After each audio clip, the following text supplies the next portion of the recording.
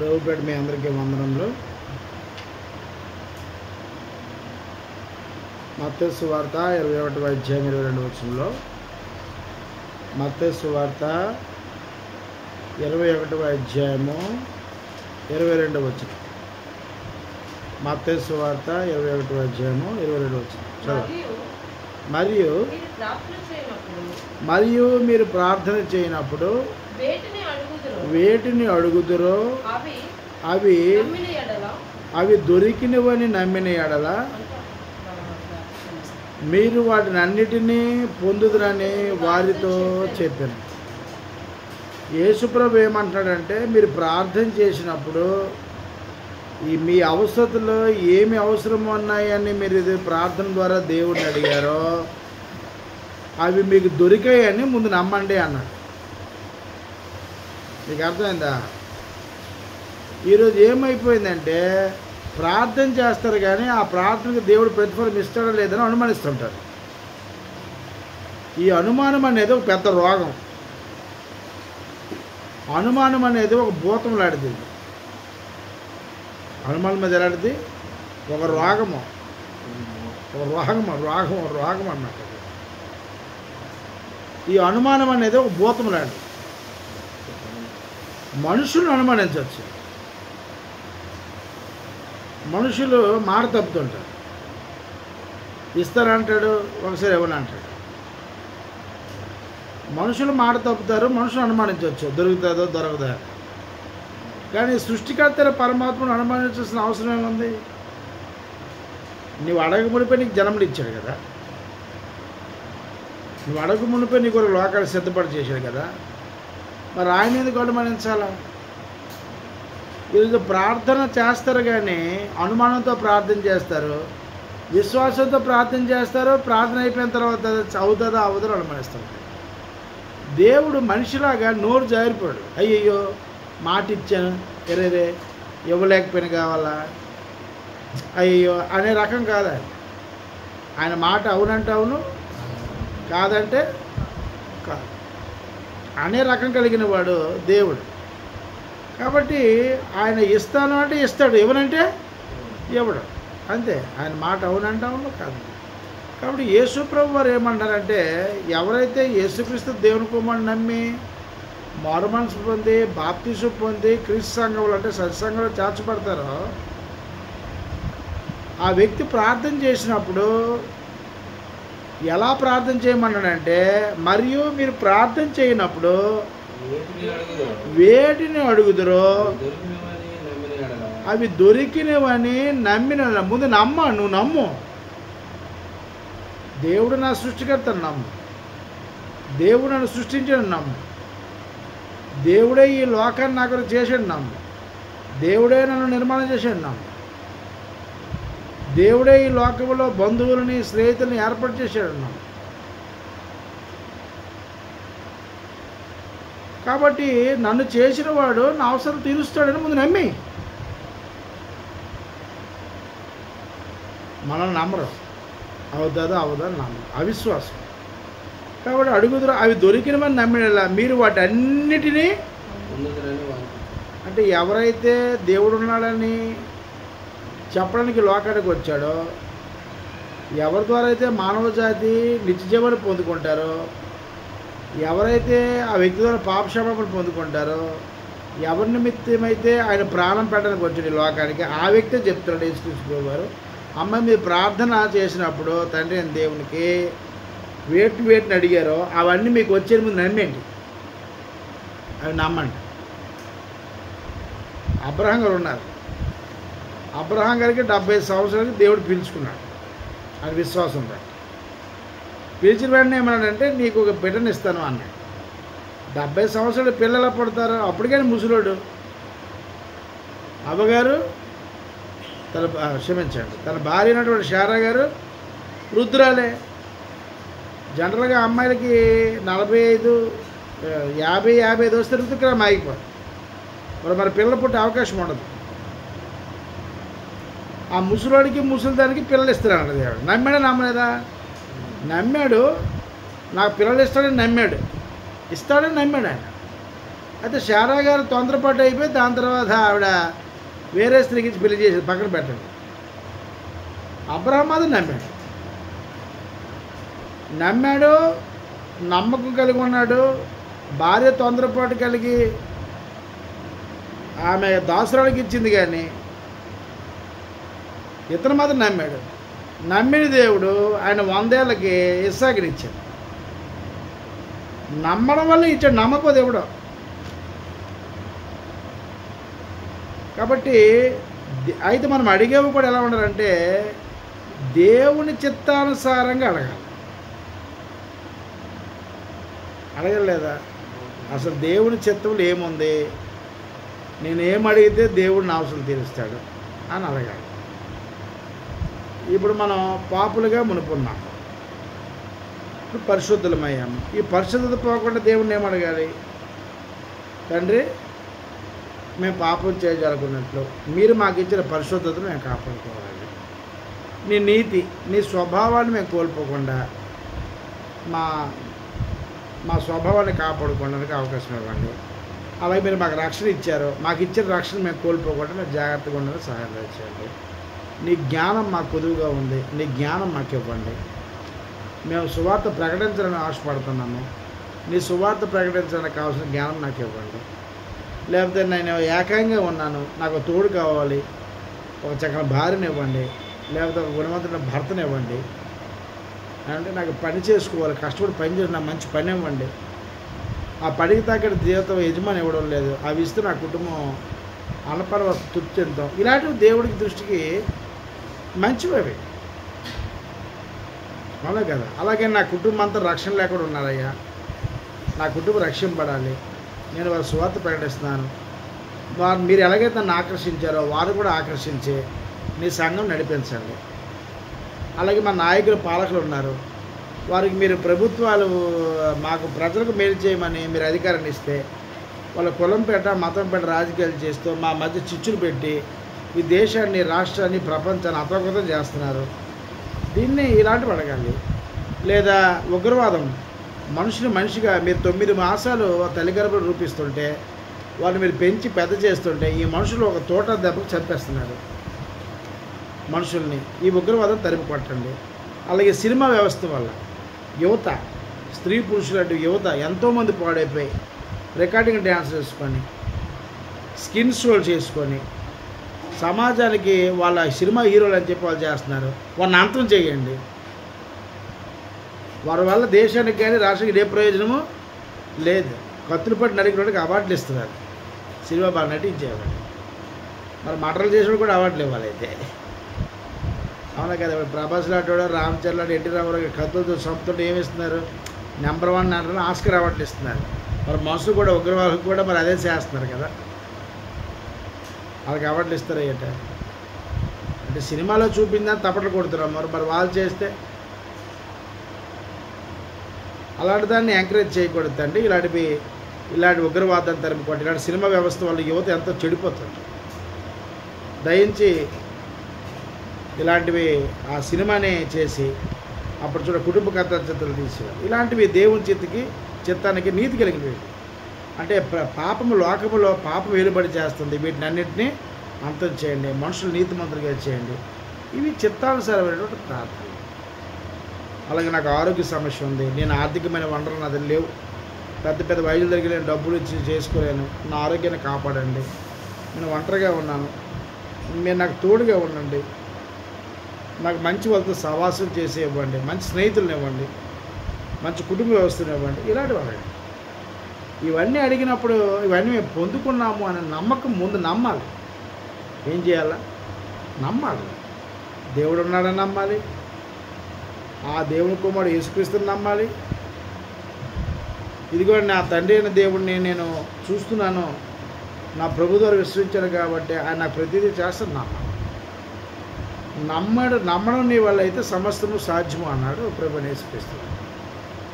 కాబట్టి మనవారు నమ్మరు, ప్రార్థన చేస్తారు కన్నీటితో, అక్కడ వచ్చింది అవుతుందా అంటారు. జరగదు, ఎప్పటికీ జరగదు.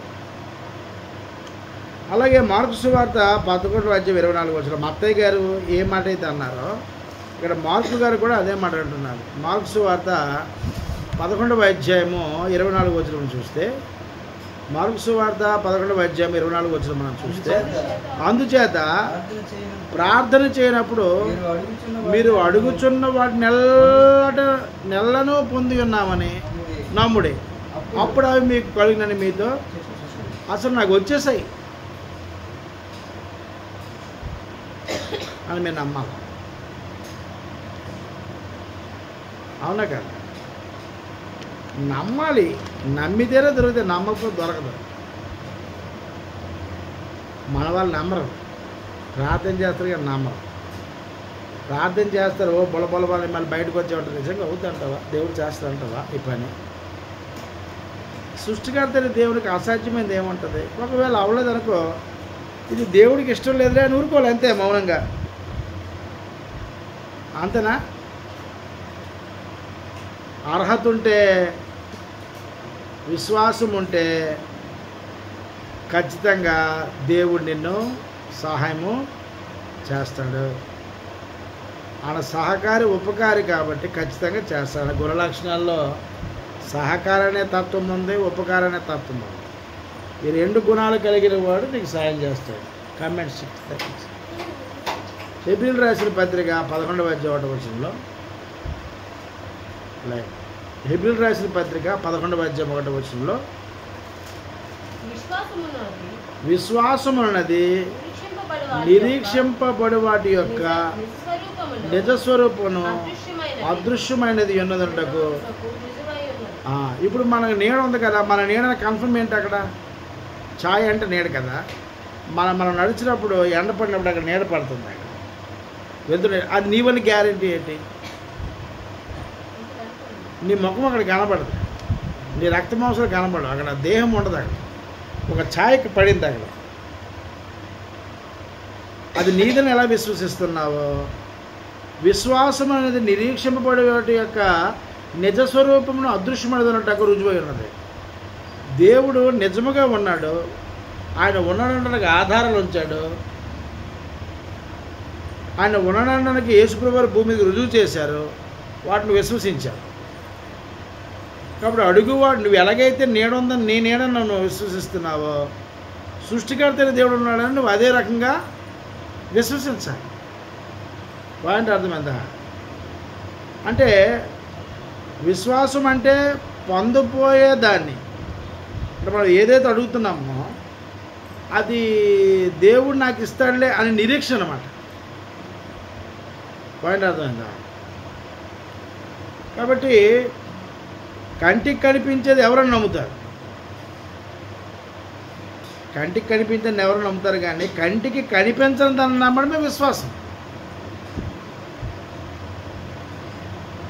అనరే అవునా కదా? కాబట్టి మనిషిలో ప్రాణం ఉంది, మనం నమ్ముతున్నామా లేదా? మన ఆత్మ ఉందని నమ్ముతున్నామా లేదా? మన మధ్యలో గాలి ఉందని నమ్ముతున్నామా లేదా?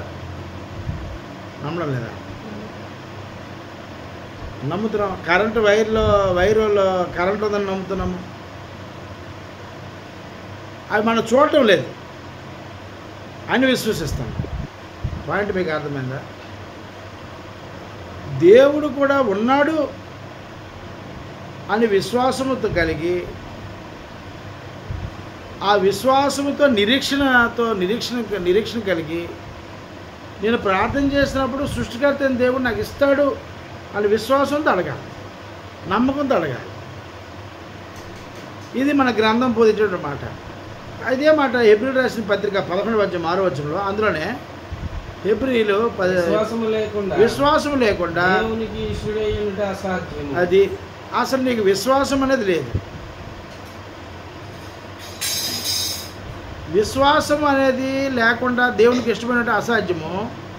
దేవుని వద్దకు వచ్చేవాడు ఆయన ఉన్నాడనియు, తను ఎదుగు వారికి ఆయన ఫలము దయచేయవాడనియు నమ్మవలను కదా. అది నువ్వు నమ్మడం లేదు కదా. దేవుడు ఉన్నాడని నువ్వు నమ్మడం లేదు కదా, కానీ బాప్తిసం పొందావు. యేసుక్రీస్తు దేవుని కుమారుని నమ్మావు, బాప్తిసం పొందావు, కానీ నా పట్ల కార్యముల చేత నువ్వు నమ్మవు. మరి నమ్మకం లేనప్పుడు ఆయన విశ్వాసం ఎలా వస్తున్నావు, ఎలాగ నిరీక్షకులు, ఎలా ప్రార్థన చేస్తున్నావు?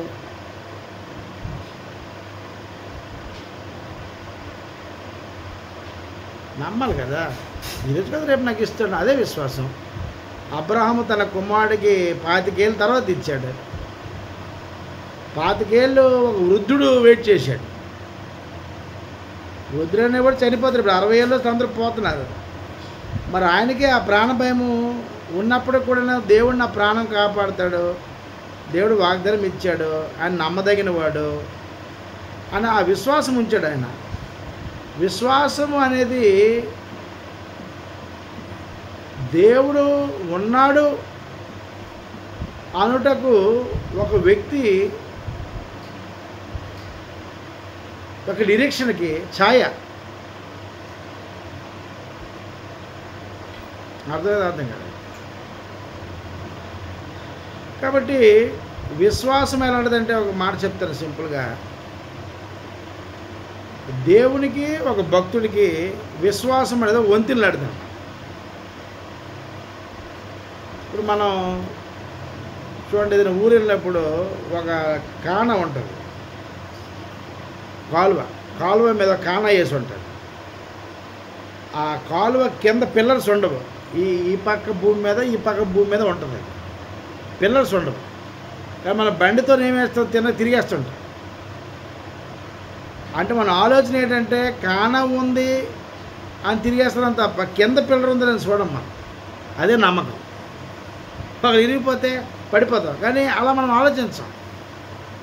మీ పాయింట్ అర్థమైందా? నువ్వు తిరుగుతుంటావు కదా బైక్ మీద, ఫ్లిప్కార్ట్లో చేసినప్పుడు ఈ కాలువలు దాడుతుంటాం కదా, బ్రిడ్జి.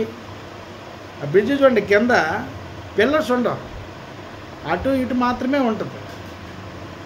అలాగే దేవునికి ఒక విశ్వాసకి, దేవునికి ఒక భక్తుడికి విశ్వాసం అనేది ఎలాంటిదంటే వంతెనలాడతాడు. అక్కడ కూర్చుంది కాళ్ళు, అది కూర్చుని నీకు అర్థమైందా? చూడండి, హెబ్రీయులకు రాసిన పత్రిక 11:27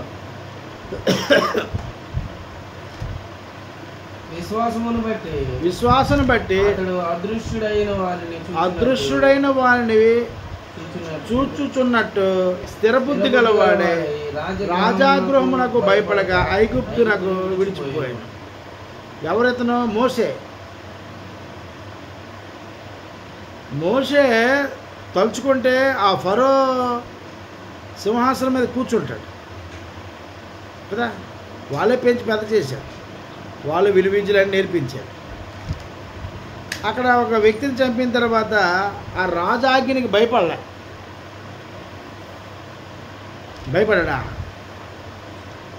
దేవుడున్నాడు, ఆయన నాతో ఉంటాడని నిలిపాడు. విశ్వాసం బట్టి స్థిరబుద్ధి గలవాడు. ఆయన ఒక్కడే దేవుడు ఆయన సాధన ఎంచుకున్న తర్వాత ఐగుప్తు దేశంలో ఉన్నటువంటి ఈ ఇశ్రాయేల్ జనాంగం అందరూ కూడా మళ్ళీ ఆయన ద్వారా దేవుడు కార్యం చేయించాడు. ఇది అంత ఎలా జరిగిందంటే విశ్వాసం. దేవుడు ఆయన చూడలేడు. నేను చూస్తాను అయ్యానంటే నువ్వు చచ్చిపోతావు మోషే అన్నాడు దేవుడు. నువ్వు విశ్వాసంతో నన్ను చూస్తున్నావు, నేను చూస్తున్నాను. పాయింట్ అర్థమైందా? విశ్వాసం ద్వారా నేను నిన్ను చూస్తున్నాను, నువ్వు నన్ను చూస్తున్నావు. ఇది జరుగుతుంది. మళ్ళీ ప్రత్యేకంగా చూడాలి అనుకోకు. ప్రత్యేకంగా చూడాలి, నువ్వు చనిపోతావు. చూసారా?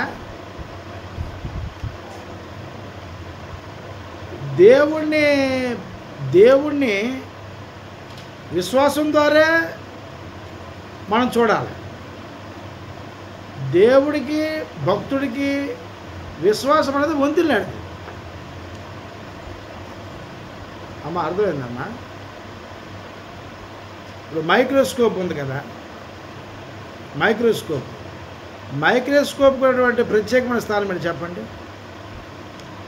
కంటికి కనిపించే సూక్ష్మజీవులని ఈ మైక్రోస్కోప్ ద్వారా మనం చూడగలుగుతాం. ఎంత కఠినమైనటువంటి సూక్ష్మజీవైనా మైక్రోస్కోప్లో చూడగలుగుతాం. అవునా కదా? ఇలాంటి మైక్రోస్కోపే భూమి మీదకి వచ్చి ఒక వ్యక్తి కనిపెట్టాడు, యేసుప్రభు. యేసుప్రభు వారు ఒక మైక్రోస్కోప్ కనిపెట్టారు, అదే విశ్వాసం. విశ్వాసం అనే మైక్రోస్కోప్ కనిపెట్టి దేవుని పిల్లలకి ఏం చెప్పాడంటే, దేవుడు చూడాలి అంటే విశ్వాసంతో మీరు చూడాలా, అప్పుడు ఆయన మిమ్మల్ని చూస్తారు. మోషేకి దేవునికి అదే జరిగింది. వాటి మీకు అర్థం. మోషే ఏమంటాడనంటే, నిన్ను ఒకసారి చూస్తాను అని అన్నాడు. అసలు నువ్వు నన్ను చూడడం లేదని నువ్వు ఎలా అనుకుంటున్నావు? నేను నిన్ను చూడలేదు నువ్వు ఎలా అనుకుంటున్నావు? నువ్వు నన్ను విశ్వాసం ద్వారా చూస్తున్నావు, నేను నిన్ను నా యందు విశ్వాసం ఉంచి నిన్ను చూస్తున్నాను. నేను ఎప్పుడు చూస్తాను. విశ్వాసం నువ్వు ఉంచావు కాబట్టే నువ్వు కర్ర పట్టుకెళ్ళి పామైంది. విశ్వాసం ఉంది కాబట్టే నువ్వు బండ ద్వారా నీళ్ళు రప్పించగలిగావు. విశ్వాసం ఉంది కాబట్టే సముద్రం 2 పాయలైంది. పాయింట్ అర్థమైంది. విశ్వాసం ఉంది కాబట్టి భూమి మీద ఏ మానవుడు వచ్చినటువంటి అద్భుత కార్యం నీ ద్వారా నేను చేయించాను. నువ్వు ఎలా అనుకుంటున్నావు నిన్న చూడలేదు నేను చూడలేదని? విశ్వాసము కలిగిన వాడు బయోస్కోప్ ద్వారా దేవుడు చూస్తున్నాడు ఆ వ్యక్తి. కాబట్టి విశ్వాసం లేనివాడు అసలు దేవుడు చూడలేడు. విశ్వాసం లేనివాడు దేవుని ఏం పొందుకోలేడు. విశ్వాసం లేనివాడు దేవుడిచ్చినటువంటి ఈవులు ఆవగింజ కూడా పట్టుకెళ్ళాడు. కాబట్టి విశ్వాసం అనేది దేవునికి భక్తికి ఒక వంతెన లాంటిది. కాబట్టి ప్రభుని యేసుక్రీస్తమంటామంటే విశ్వాసం ఉంచండి, మీరు ఏదైతే అడుగుతున్నారో అవన్నీ మీరు పొందుకొని నమ్మండి, తీసుకున్నారు మీరు ఆల్రెడీ. అర్థం కాదు. అబ్రహాం గారు కూడా దేవుణ్ణి ఎలా చూశాడంటే విశ్వాసం ద్వారా చూశాడు. కానీ అబ్రహాం దేవుణ్ణి చూస్తాను అనలేదు, యేసుక్రీస్తుని చూస్తాను అన్నాడు. అర్థం కాదు. అది తర్వాత టాపిక్. 2 కొరింథీయులకు రాసిన పత్రిక 5వ అధ్యాయం 6వ వచనం.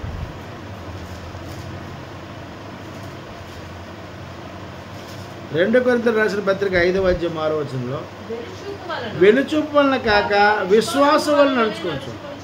వెలుచూపు అంటే ఏంటి? బయటికి కనబడేది. ఇప్పుడు నీకు ఉద్యోగం ఉందనుకో, ఉద్యోగం ఉంటే నీకు అన్నీ దొరుకుతాయి, నువ్వు దేవుని మీద ఆధారపడవు. దేని మీద ఆధారపడతావు? నీ ఉద్యోగం మీద ఆధారపడతావు. మరి మాలాంటి వాళ్ళ పరిస్థితి ఏంటి? దిక్కులేని వారికి దేవుడే దిక్కని పెద్దలు ఒక సామెత అన్నాడు. వాస్తవంగా నిజమే. పెద్దలు మరి అది గ్రంథం తెలియకపోయినా ఏ ఉద్దేశంతో అన్నారు తెలియదు, కానీ దిక్కులేని వారికి దేవుడే దిక్కు. ఇప్పుడు మనల్ని పోషించేది ఎవరు? మనం ఎవరి మీద ఆధారపడ్డాము ఇంతవరకు? నేను కొల్లూరు నుండి మా బ్రదర్కి ఆస్తి ఇచ్చిన తర్వాత, నేను కట్టుబడులతో బయటకు వచ్చిన తర్వాత ఎవరి మీద ఆధారపడ్డాను? దేవుడి మీద ఆధారపడ్డాను. దేవుడు ఉన్నాడని నమ్మాను. దేవుడే తన నీతిని ఇస్తాడని నమ్మాను. ఆయనే ఆధారపడి బ్రతికాను, బ్రతుకుతూనే ఉంటాను. కాబట్టి వెలిచూపు వల్ల కాక విశ్వాసం నడుచుకున్నారు. అంటే వెలిచూపు అంటే అర్థం ఏంటంటే, ఒక వ్యక్తి ఉద్యోగం ఉందనుకోండి, ఆ వ్యక్తి దేని మీద ఆధారపడతాడు? ఉద్యోగం మీద ఆధారపడతాడు. మనం దేని మీద ఆధారపడతాం? మనకి జీతభత్యాలు నెలసరిగా రావు. ఎవరి మీద ఆధారపడతాం? దేవుడి మీద ఆధారపడతాం. ఎలా ఆధారపడతాడు? విశ్వాసం వలనే ఆధారపడతాడు. కాబట్టి విశ్వాసం లేకుండా దేవునికి ఇష్టమైనట అసాధ్యము. విశ్వాసం, నమ్మకం ఉండాలి ఒక వ్యక్తికి. ఆ నమ్మకంతో ప్రార్థన చేయాలి. ఇవి నాకు ఇస్తాడు అని ముందు నమ్మి అలా ఇచ్చేస్తాడు. నాకు ఎప్పుడు ఇస్తాడు? అయ్యా బాబా అని ఇచ్చినప్పుడు ఇస్తాడు. మనం ఒక పోస్టర్ లెటర్ రాసామనుకోండి, ఆ లెటర్ రావడానికి ఎన్ని రోజులు పడుతుందో మనకు తెలియదు. మనం ఒక ఫ్లిప్కార్ట్లోనో అమెజాన్లో ఒక వస్తువు బుక్ చేసుకున్నాం అనుకోండి, నమ్మకంతో మనం పోస్ట్ పెట్టాం, నమ్మకంతో ఆర్డర్ చేసాం, నమ్మకంతో ఫోన్పే చేసాం. ఆ వ్యక్తి మనం చూడలేదు, ఆ కంపెనీ ఓనర్ మనకు తెలియదు. కానీ ఒక యాప్ని డౌన్లోడ్ చేసుకొని ఆ యాప్ డూప్లికేట్ వచ్చిన మనకు తెలియదు. అది పబ్లిక్లో హల్చల్ చేసింది, అది టీవీలో హల్చల్ చేసింది, సోషల్ మీడియా హల్చల్ చేసింది. ఆ వస్తువుని చూసి మనం అట్రాక్ట్ అయ్యాం. అట్రాక్ట్ అప్పుడు ఏం చేసాము? ఈ వస్తువు బాగుందని ఒక 500-300 రూపాయలు ఇన్వెస్ట్మెంట్ చేసాం. ఆల్రెడీ ఫోన్పే చేసి అందులో ఉంటాయి. అందులో ఏముంటాయంటే క్యాష్ ఆన్ డెలివరీ, వస్తువు పంపితే డబ్బు ఇస్తారా లేకపోతే క్యాష్ కట్టేస్తారా అంట. అలాగే మనం బుక్ చేసిన తర్వాత ఆ వస్తువు ఆ కస్టమరు తెచ్చిస్తాడు లేదా కంపెనీ ఆ ఏజెంట్ తెచ్చిస్తాడు కూడా మనకు తెలియదు, కానీ నమ్మకం మీదే. డబ్బులు కట్టామో నమ్మకం మీదే, ఆ వ్యక్తి తెచ్చిచ్చాడు అనేది నమ్మకం మీదే, రెండు జరుగుతాయి. అవునా కదా? 200 డిమ్ అయిపోయారే.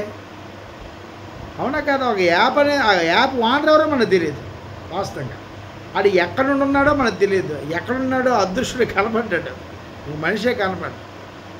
కానీ యాప్ ఉందని నమ్మాము, ఆ యాప్ జెన్యూన్ అని నమ్మాము, క్యాష్ కూడా కొట్టేశాం, అది బుకింగ్ అయిపోయింది. ఏదో ఒక నెంబర్ ఇచ్చేసాడు మనకి, వచ్చింది ఒకటి. ఇప్పుడు ఏజెంట్ ఇస్తాడో కూడా తెలియదు, కానీ అది వచ్చిన తర్వాత మనకు తెలుస్తుంది కరెక్ట్గా తెచ్చి ఇచ్చాడు. అంటే ఒక భౌతికమైన దాన్నే మనం అంత విశ్వాసం కలిగి నమ్మకం కలిగినప్పుడు మన సృష్టికర్తని ఇంకెంత నమ్మాలి, ఎంత విశ్వసించాలి? ఆ విశ్వాసం ద్వారా దేవుడు నిన్ను చూస్తాడు, నిన్ను పరీక్షిస్తాడు. ఆ విశ్వాసం ద్వారా నువ్వేం అడుగుతున్నావో ఉమ్ము తీసుకొని రాసుకుంటాను. నేను చూస్తున్నాను, it's very observe. Hand wash go point మీకు అర్థం. ఇదంతా నమ్మకంతో జరిగింది. దేవుడు కూడా ఏమంటున్నాడంటే ప్రభువైన యేసుక్రీస్తు ద్వారా మీరు నమ్మకము, మీరు విశ్వాసము ద్వారా, విశ్వాసము ఒక భక్తునికి దేవునికి విశ్వాసము వంతిల్లాడిది. బయోస్కోప్ అనేది ఒక క్రిముల్ని ఎలాగైతే చూడడానికి కనిపెట్టబడిందో, యేసుప్రభు వారు భూమి మీదకి వచ్చి విశ్వాస మైక్రోస్కోప్ ఆయన కనిపెట్టాడు. విశ్వాసం ద్వారా దేవుడు నిన్ను చూస్తాడు, ఆయన నిన్ను చూడగలుగుతాడు. మోషే అన్నాడు, నేను చూస్తున్నాను విశ్వాసం ద్వారా, నేను విశ్వాసం అయితే ఉంచాను, నేను ఒకసారి చూడనుకుంటా, నన్ను చూసి చచ్చిపోతాను. కాబట్టి చూస్తే ఎవడని నమ్మేస్తాడు దేవుడిని. ఆ విశ్వాసం అది పనికిరాదు, దేవుని దృష్టికి చెల్లదు. చూడకుండా విశ్వాసం ఉంచడమే గొప్ప. 2 తిమోతి రాసిన పత్రిక 2:13 కాబట్టి దేవుడు వ్యక్తిత్వం మీద నమ్మకం ఉంచాలి, ఆయన శక్తి సామర్థ్యం మీద మనం నమ్మకం ఉంచాలి. దేవుడు నమ్మదగిన వాడు కాబట్టి మనము నమ్మదగిన వారముగా ఉండాలి. సంగతి మీరు మర్చిపోకూడదు. దేవుడు సర్వశక్తి. 2 తిమోతి రాసిన పత్రిక 2:13 మనము నమ్మదగిన వారమైనను ఆయన నమ్మదగిన వాడుగా ఉండును, ఆయన తన స్వభావమునకు విరోధంగా ఏదియో చేయలేడు. కాబట్టి దేవుడిని ఏం చేయకూడదు అన్నాడంటే తిమోతి గారికి పౌలు గారి పత్రిక రాస్తూ దేవుడిని అనుమానించొద్దు అంటాడు. చూసారా? మనము నమ్మదగిన వారమైనాను ఆయన నమ్మదగిన వాడుగా, నువ్వు నమ్మితే ఆయన నిన్ను నమ్ముతాడు. అబ్రహాము నమ్మలేదా? అబ్రహాం దేవుడిని నమ్మాడు, ఇస్సాక్ గారు నమ్మారు, దేవుడు అని నమ్మాడు, యాకోబు గారు నమ్మాడు. ఎంతోమంది భక్తులు బైబిల్ ఉన్నారండి. నమ్మిన తర్వాత కూడా, విశ్వాసం ఉంచిన తర్వాత కూడా వాళ్ళు అవిశ్వాసులు అయిన తర్వాత భ్రష్టులు అయిపోయారు. వానరే మొదటి సమూయేలు గ్రంథము 15:29 ఎందుకు నమ్మమంటున్నాడంటే ప్రభువైన యేసుక్రీస్తు వరకు మనకి ఈ రాత్రికాల సమయంలో ప్రార్థించినప్పుడు ఎందుకు నమ్మన్నాడంటే మొదటి సమూయేలు గ్రంథము 15:29 మరియు ఇశ్రాయేలుకు ఆధారమైన వాడు ఆయన ఎవరు? నరుడైతే ఏం చేస్తాడు? మోసం చేస్తాడు. నరుడైతే ఏం చేస్తాడు? అబద్ధాలు ఆడతాడు. నరుడైతే ఏం చేస్తాడు? మాట ఇచ్చి తప్పేస్తాడు. నరుడైతే ఏం చేస్తాడు? నేను లేను, ఇంట్లో లేని చెప్పిమంటాడు. ఆయన నరుడు కాదు, ఆయన పశ్చాత్తాపడు. అరే నీకు ఇస్తానన్నాను, అయ్యో మరి అనుకోవద్దని పశ్చాత్తాపడు. మీకు అర్థం కాదమ్మా. కాబట్టి మీరు ప్రార్థన చేయనప్పుడు అవి మీకు దొరికినవని నమ్మండి. ముందు నమ్మేయండి, ఆయన నాకు ఇష్టడని నమ్మండి. నువ్వేం నమ్మాలంటే దేవుడు నన్ను సర్వసత్యంలో నడిపిస్తాడని నమ్మండి. దేవుడు తన స్వరక్తమైన సంఘంలో నన్ను చేరుస్తాడని నమ్మండి. నా ద్వారా దేవుడు ఇక్కడ క్రీస్తు సంఘాన్ని కడతాడని నమ్మండి. నమ్మితేనే జరుగుతాయి. నమ్మాలి. డినామినేషన్ చెప్పింది నమ్మకండి. దేవుని బోధ నమ్మండి. దేవుడు చెప్పిన బోధ నమ్మండి. మనుషులకేముంది, ఏది పడితే చెప్తారు, నోరు కదా, ఖర్చు లేనిది ఏదైనా చెప్తారు. మత్తయి సువార్త 17వ అధ్యాయము 22-21 వచ్చిన. నమ్మకపోతే ఆ విశ్వాసం ఎలాంటిదైపోద్ది అంటే అల్ప విశ్వాసం అయిపోద్ది. మత్తయి సువార్త 17వ అధ్యాయము 22-21 వచ్చినాను. అందుకైనా అల్ప విశ్వాసము చేతనే ఏంటది? విశ్వాసం వేరు, అల్ప విశ్వాసం వేరు. నువ్వు ప్రార్థన చేసాక నమ్మలేదు, దేవుడు నా పట్ల కార్యం చేస్తాను నమ్మలేదు, నా జీవితాన్ని సరిచేస్తాను నమ్మలేదు, నాకు చక్కని గుణవంతుల భార్య చూస్తాను నమ్మలేదు, నాకు దేవుడు జ్ఞానం ఇస్తాడని నువ్వు నమ్మలేదు, దేవుడు నన్ను బాగు చేస్తాడని నమ్మలేదు, దేవుడు నాకు మంచి పని ఇస్తాడని నమ్మలేదు. కాబట్టి మనుషులు ఏం చేస్తారంటే తమ నచ్చిన వెతుక్కుంటారు. ఎత్తుకొని ఏం చేస్తారంటే దేవా నాకు ఎందుకయ్యా ఇలాంటి పరిస్థితి చేసావు ఆయన మీద ఎట్టేస్తాను. నువ్వు నమ్మేవా? ముసలోడు నమ్మాడు అబ్రహాము, మోషే ముసలోడు ఆయన నమ్మాడు, యాకోబు గారు వృద్ధాప్యలో కూడా నమ్మాడు, ఆయన నమ్మారు కదా. యోహాను భక్తుడు ముసలైపోయినా నమ్మాడు ఆ చెరసల్లో ఉండి. పౌలు గారు వృద్ధుల వరకు నమ్మాడు. విశ్వాసం అనేది దేవుడు అవసరాలు తీర్చేస్తుంటే ఒకలాగా, అవసరాలు తీరకపోతే ఒకలాగా, కష్టం వస్తే ఒకలాగా, కష్టం లేకపోతే ఒకలాగా, ఇలాంటి పనికి మాలిన విశ్వాసం ఉంచకూడదు. ఒకేలాగా ఉండాలి, ఒకే విశ్వాసం. విశ్వాసం ఉంటే దేవుడు నిన్ను చూస్తున్నాడు, నువ్వు ఆయన చూస్తున్నావు, అది నీకు అర్థం కావాలి. ఇక్కడ ఏమన్నాడంటే అందుకైనా మీ అల్ప విశ్వాసం చేతనే మీకు ఆవగింజంత విశ్వాసం ఉండేలా ఎడల ఈ కొండను చూసి ఇక్కడ నుండి అక్కడికి పొమ్మన కానీ అది పోవును. మీకు అసాధ్యమైనది ఏదీ ఉండదని నిత్యముగా మీతో చెప్తున్న వాడు. అంటే ఎంత విశ్వాసం ఉండాలని కోరుకుంటున్నాడు దేవుని పిల్లల్ని. ఆవగింజం చాలు, నాకు ఎంత విశ్వాసం ఉందని చెప్పి మళ్ళీ దేవుడు నా పట్ల కార్యం చేయడానికి ఆ విశ్వాసమే నుంచి మనకి ఆ విశ్వాసం కూడా ఉండదు. అదే మాట మత్తయి సువార్త 7వ అధ్యాయము 7-11 వచనంలో 11 వచనం చదవండి. మత్తయి సువార్త 7వ అధ్యాయం 7-11 వచనంలో పరలోకమందున తండ్రి తన్ను అడుగు వారికి అంతకంటే ఎంతో నిత్యముగా ఇస్తానంటున్నాడు ఆయన. కానీ నీళ్ళు ఏం లేదు, విశ్వాసం లేదు, నమ్మకం లేదు. నమ్మకం ఎలాగిస్తాడు? ఇప్పుడు నా ఇల్లు ఉంది, నమ్మకమైన వాడికి నేను ఎక్కడికి వెళ్తే తాళం ఇస్తాను. నమ్మకం ఎలాగిస్తాను? మీరంతా నా బంధువులే, రక్త సంబంధికులే, అవునా? మరి నేను ఇంటికి వెళ్ళి తాళం ఎలాగిస్తాను? నమ్మకం ఉన్నవాడికి ఇస్తాను చాబీ, తాళము, ఇంటి తాళము. అది ఎవడబడతాడికి ఇవ్వరు కదా. నా బండి అయినా, కారు అయినా, సెల్ ఫోన్ అయినా నమ్మకం ఎందుకు ఇస్తాను? నీకు నమ్మకమే లేదు దేవుడు అంటే, కానీ నోట్లో మాత్రం ఒప్పుకుంటావు. దేవుడు నాకు అది చేసి ఉన్నాడా గొప్పగా మనం కూర్చొని ఎక్కడ పడతాడు మీటింగ్లు వేసుకుంటాం. ఆయన ఏమంటాడు?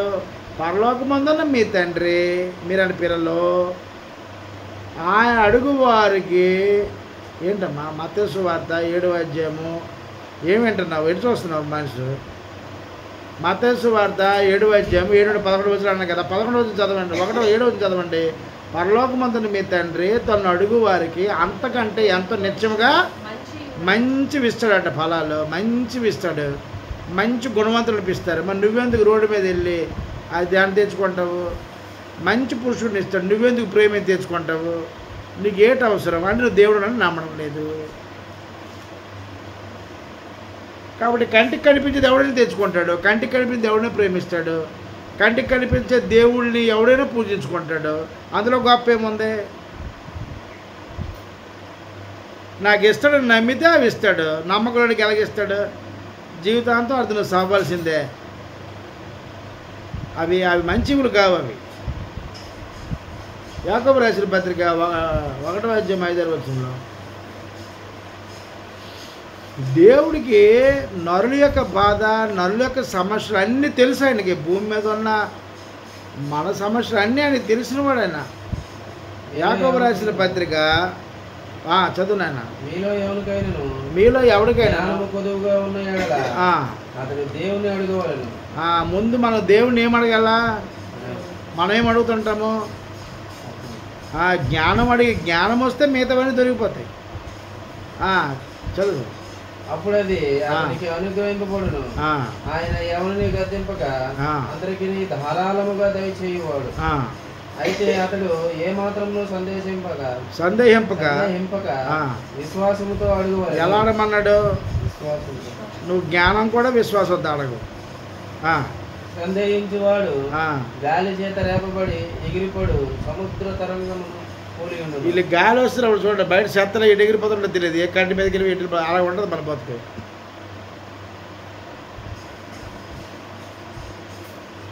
విశ్వాసం అనేది దేవునికి భక్తుడికి వంతిలాడితే. విశ్వాసం చేతనే దేవుడు నువ్వు చూడగలవు, దేవుడి క్రియలని, దేవుడి ఆశ్చర్యకార్యం నువ్వు పొందగలవు. డినామినేషన్లో చెప్పిన విశ్వాసం కాదు. దశభాగం ఇస్తేనే నీకు విశ్వాసం వస్తుంది అంటాడు, దేవుడికి ఇస్తేనే నీకు అన్ని చేస్తాడు. అలాంటి మాట నమ్మకండి. ఆడు క్రీస్తువుడు, అది అబద్ధ బోధకుడు, వాడు స్వనాశనం వాడు తెచ్చుకున్నవాడు, సత్య నరకానికి వెళ్ళేవాడు. అలాంటి బోధన నమ్మకండి. దేవుడు మీరు పండగలు పుట్టినరోజులు చేయండి, మీకు దేవుడు ఇస్తాడు, అది విశ్వాసం అంటాడు. ఇంటి మీద స్టార్ కట్టండి, బాల్కి వెళ్ళండి అన్నాడు, అది కాదు విశ్వాసం. దేవుడు ఉన్నాడు, దైవ జ్ఞానం చెప్పు నడుస్తూ, ఈ జ్ఞానము దేవునిది, ఈ జ్ఞానము దేవుడికి సంబంధించింది, ఇది పరలోకముడు వచ్చినటువంటి అద్భుతమైనటువంటి ప్రేమ లేఖ, ఇది నా గురించి దేవుడు రాశాడు, నా జీవితాన్ని సరిచేసుకోవడానికి, నా లోపాలు సరిదిద్దడానికి, నాకున్న అవసరాన్ని ఆయన తీర్చడానికి ఇచ్చాడు గొప్ప ప్రమాణం ఇది అని దాని ఆ జ్ఞానమందు లేఖనాలు నేర్చుకుంటూ, సర్వసత్యం నడుస్తూ, సృష్టికర్త దేవుడి మీద ఆధారపడుతూ, ఆయన యందు విశ్వాసం ఉంచు వాడికి ఆయన అనేకమైన ఈవులు ఇస్తాడట. మార్కు సువార్త 9వ అధ్యాయము 23వ వచనంలో ప్రభువు చెప్తున్నమాట. మార్కు సువార్త 9వ అధ్యాయం 23వ వచనంలో, అందుకు యేసు, నమ్ముట నీ వలనైతే నమ్మువాడికి సమస్తము సాధ్యమైన అతనితో నువ్వు నమ్మితే నీ మీద అతను నమ్మకం వస్తాడు. 200 చదివమ్మా. అందుకు యేసు నమ్ముట నీ వలనైతే. యేసు ప్రభు ఏమంటున్నారండి? నమ్ము, విశ్వాసం ఉంచు. ఏంటి? నమ్ముట నీ వలనైతే, నువ్వు దేవుడు ఉన్నాడని నమ్మితే, ఆ నమ్మకం నిజంగా నీకుంటే, ఆ విశ్వాసం సరైనది, అప్పుడు నువ్వు ఎలాగైతే తను ఉన్నాడని నమ్మావో ఆయన కూడా నువ్వే అంత నమ్మకం నమ్మితే, అప్పుడు నీ పట్ల ఆయన ఏదైనా చేయడానికి సిద్ధంగా ఉన్నాడు. ఆయనకి అసాధ్యం అంటూ లేదు, ఏదైనా చేయగలడు, అన్నీ సాధ్యమే అంటున్నాడు. మత్తయి సువార్త 21వ అధ్యాయం 21వ వచనంలో ఏమంటాడంటే, మత్తయి సువార్త 21వ అధ్యాయం 21వ వచనంలో, అందుకు యేసు, మీరు విశ్వాసము కలిగి సందేహింపబడకుండిన ఎడల. ఏంటి? సందేహపడద్దు. సందేహపడితే పనులు జరగవు. మనుషులు సందేహిస్తేనే జరగవు కార్యాలు. మరి దేవుడి దగ్గరికి వచ్చిన తర్వాత సందేహిస్తే మరి కార్యాలు జరుగుతాయి. కాబట్టి అందుకు యేసు, మీరు విశ్వాసము కలిగి సందేహింపబడకుండా ఎడల మీ అంజూరపు చెట్టును జరిగిన దాన్ని చేయటం మాత్రమే కాదు, ఈ కొండను చూచి నువ్వు ఎత్తబడి సముద్రంలో పడవేయబడదు గాక అని చెప్పిన ఎడల అలాగూ జరిగిన మీతో నిశ్చయముగా చెప్పాడు. కాబట్టి సందేహపడద్దు అంటే అర్థం ఏంటంటే అనుమానించొద్దు, దేవుడికి అనుమానించొద్దు, అనుమానించి దేవుడిని శోధించకండి అన్నాడు. కాబట్టి మా లోకాసు వార్త 12వ అధ్యాయం 29లో ఏం చెప్తాడంటే, లోకాసు వార్త 12వ అధ్యాయం 29వ వచనంలో, ఏమి తిందుమో ఏమి త్రాగదుమో అని విచారింపకూడే అన్నాడు. అనుమానము కానీ అనుమానం వద్దు, దేవుడు ఇస్తాడో ఇవ్వడు అని అనుమానము వద్దు. మనుషులను అనుమానించండి, వాళ్ళు మాట తప్పుతారు, అబద్ధాలు ఆడతారు, నరులు. దేవుడు అలాంటి వాడు కాదు, ఇస్తారంటే ఇస్తాడు, దేవుడు అంటే ఇవ్వడు. ఆయన అవునంటే అవును, కాదంటే కాదన్నవాడు. కాబట్టి దేవుని ఎత్తుకు వచ్చేవాడు దేవుడు ఉన్నాడని నమ్మాలి. ఫస్ట్ నమ్మి విశ్వాసం కలిగి జీవించాలి.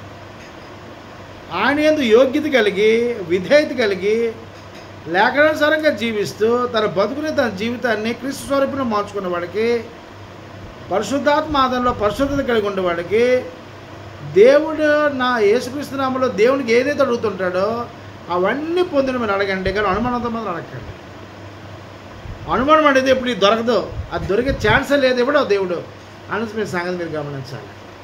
ఇదే మాట ఏప్రిల్ రాసిన పత్రిక 1వ అధ్యాయము 6-8 చూస్తే, యాకోబు రాసిన పత్రిక 1వ అధ్యాయము 6-8 చూస్తే, అదే చెప్పానా తప్పు చెప్పానా? సరే క్షమించాను. యాకోబు రాసిన పత్రిక 1వ అధ్యాయము 6-8 అయితే అతడు ఏమాత్రమూ సందేహపడక సందేహించువాడు గాలి చేత రేపడి ఎగిరిపడు సముద్ర తరంగమును అది రాదు అది ఎన్నటికీ రాదు. ఏడంటాడు, నేను రోజు ప్రార్థన చేస్తాను కానీ దేవుడు నా పట్ల ఏ కార్యము చేయడం లేదు. నువ్వు విశ్వాసంతో అడగడం లేదు, దేవుడు నన్ను విశ్వాసంతో నమ్మడం లేదు అన్నాడు. ఇదే మాట 1 తిమోతి రాసిన పత్రిక 2వ అధ్యాయం 8 1 తిమోతి రాసిన పత్రిక 2వ అధ్యాయం 8 ఏమంటాడంటే, కావున ప్రతి స్థలమందులో పురుషుల కోపమును సంశయమును లేని వారై పవిత్రమైన చేతులతో ప్రార్థన చేయాలని కోరుతున్నాము. సంశయం అంటే అర్థం ఏంటి?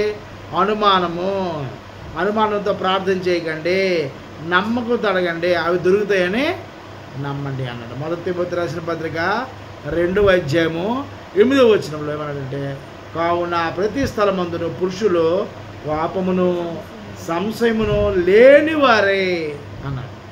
పాపం వద్దు, పాపం మీద ఉండకండి. సంశయము అంటే అనుమానము అది సంశయం అనుమానంతో ప్రార్థన చేయకండి, నమ్మకంతో అడగండి, అవి మీకు దొరుకుతాయి నమ్మండి అన్నాడు. కాబట్టి విశ్వాసం అనేది యేసు ప్రభు కనిపెట్టింది. ఇది బయోస్కోప్. సూక్ష్మజీవిని ఎలాగైతే కనిపెట్టడానికి బయోస్కోప్ కనిపెట్టారో, సృష్టికర్త అయిన పరమాత్మను చూడడానికి విశ్వాసం అనే బయోస్కోప్ యేసు ప్రభు కనిపెట్టారు. పాయింట్ మీకు అర్థమైందా?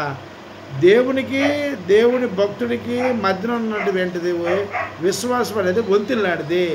యేసు ప్రభు చెప్తున్న మాట ఏంటంటే, మీరు ఏది అడిగారో అవన్నీ కూడా పొందుకునే ముందు నమ్మేయండి.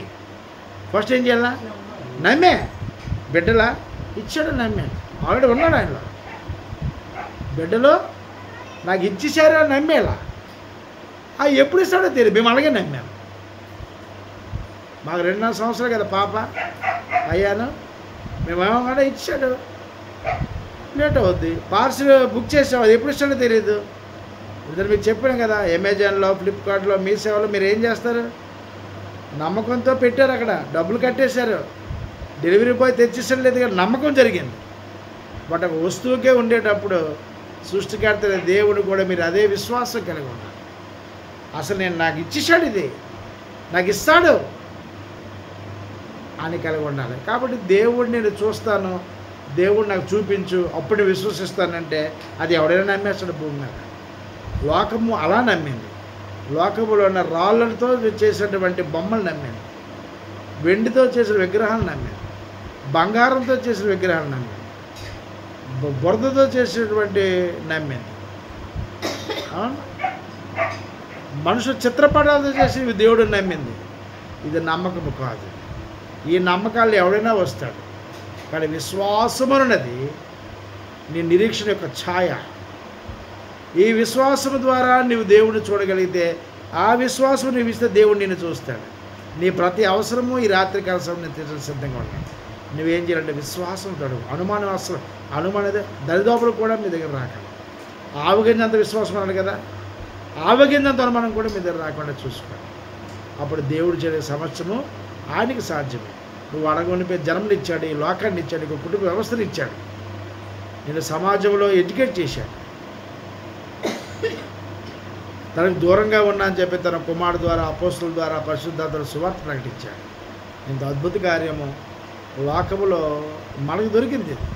ఈ దొరికిన అవకాశాన్ని నిరుపయోగం చేసుకోకుండా సద్వినియోగం చేసుకోండి. ఈ రాత్రి కాల్సిన ప్రార్థన చేయండి. తండ్రి, మాకు విశ్వాసము తక్కువగా ఉందేమో, ఆ విశ్వాసం మాకు కోల్పోకుండా అది మాకు సహాయం దయచేయండి. నిజమే, ఎంతవరకు మేము ప్రార్థన చేస్తున్నాం కానీ విశ్వాసం లేకుండా ప్రార్థన చేసామేమో, మేము అవిశ్వాసం భ్రష్టులు అయిపోయామేమో, అందుకే కావాలి. బహుశా మాకు ప్రతి అవసరము దూరం అవుతుంది. దయతో క్షమించు. ఇక మీద మేము ఆడ పది చేయము. నువ్వు ఇస్తావని మేము విశ్వాసం కలిగి ఉన్నాం. ఎప్పుడు ఇస్తారు మేము తీసుకుంటాం, సంతోషంగా ఉంటాం. అలా అడగండి, ఆయన ఇవ్వడానికి సిద్ధంగా ఉండి, నువ్వు తీసుకోవడానికి సిద్ధంగా ఉంటే ఇప్పుడే దాంట్లో ప్రార్థన చేసుకొని ముందుకు కొనసాగండి. ఈ వీడియో నచ్చితే లైక్ చేయండి, షేర్ చేయండి, కామెంట్ చేయండి, సబ్స్క్రైబ్ చేసుకోండి. మరిన్ని వీడియోస్ మీకు వస్తాయి. బైబిల్ గ్రంథం చూసి ప్రసంగాన్ని వినండి. దేవుడు మిమ్మల్ని మీ కుటుంబాన్ని బాగా దీవించి ఆశీర్వదించింది కాక మీ అందరికీ హృదయపూర్వక